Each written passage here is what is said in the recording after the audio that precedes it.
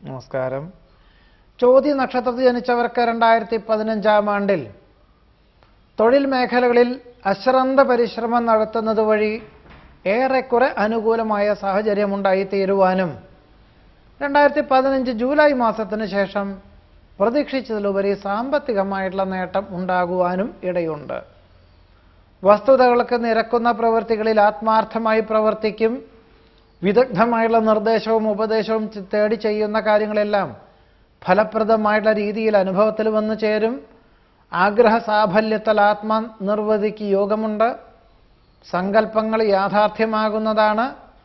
ചർച്ചകൾ, സന്ധി സംഭാഷണം, പരീക്ഷ, ഇന്റർവ്യൂ മുതലായവയിലൊക്കെ തന്നെ അനുകൂലമായ വിജയം കൈവരിക്കുവാനിടവരും.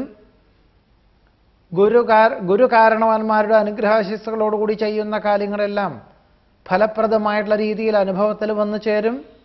പാർശ്വഫലങ്ങളുള്ള ഔഷധ രീതികളെല്ലാം ഒഴിവാക്കി പ്രകൃതിദത്തമായിട്ടുള്ള ഔഷധ രീതി അവലംബിക്കുകയും പ്രാണായാമം, വ്യായാമം തുടങ്ങിയവ ശീലിക്കുകയും ചെയ്യുന്നത് വഴി അനാരോഗ്യപരമായിട്ടുള്ള അവസ്ഥാവിശേഷങ്ങളെ അതിജീവിക്കുവാൻ സാധിക്കും.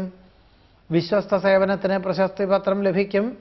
നിരവധി കാര്യങ്ങൾ നിശ്ചിത സമയപരിധിക്കുള്ളിൽ ചെയ്തു തീർക്കുവാൻ സാധിക്കുന്നത് വഴി രോഗാവസ്ഥകളെ മറന്ന് പ്രവർത്തിക്കുവാനുള്ള സാഹചര്യം ഉണ്ടായിത്തീരും.